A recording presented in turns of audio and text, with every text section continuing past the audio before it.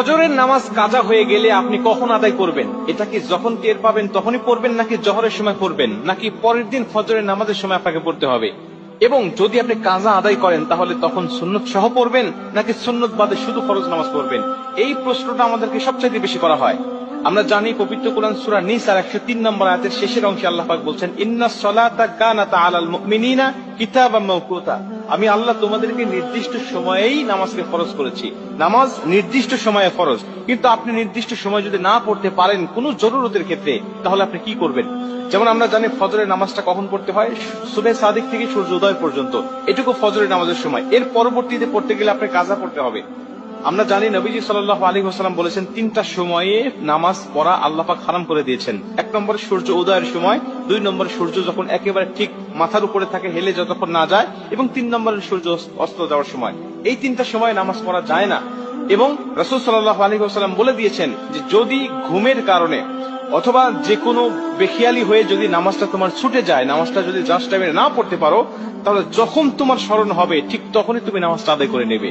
তোমার ফজরের নামাজ কাজা হয়ে গেছে, তুমি ঘুমের কারণে টের পাও নাই, 8টা বেজে গেছে, 9টা বেজে গেছে, এখন তুমি জোহরের নামাজের জন্য অপেক্ষা করবে না, জোহরের নামাজের জন্য অপেক্ষা নয়, তুমি তখনই উঠে তুমি নামাজটা আদায় করে নেবে। এখন তুমি নামাজটা কিভাবে পড়বে? 2 রাকাত সুন্নত সহ নাকি শুধু ফরজ পড়বে?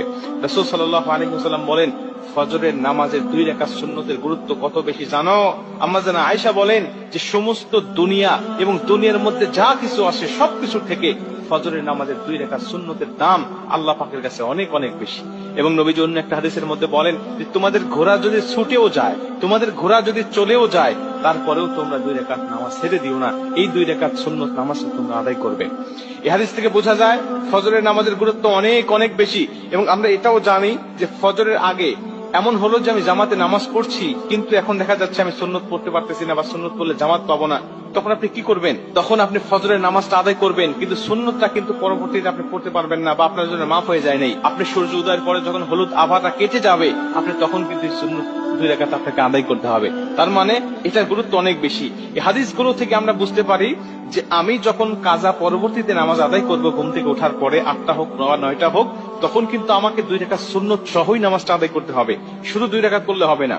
কিন্তু যদি এমন হয় যে আপনি জোহরের আগে আর পড়তেই পারলেন না, জোহরের পরে আপনি এই ফজরের নামাজটা আপনার কাজা তুলতে হচ্ছে যে কোনো কারণে, তাহলে জোহরের পরে যদি হয়ে যায় তখন আর আপনার এই 2 রাকাত সুন্নত পড়তে হবে না।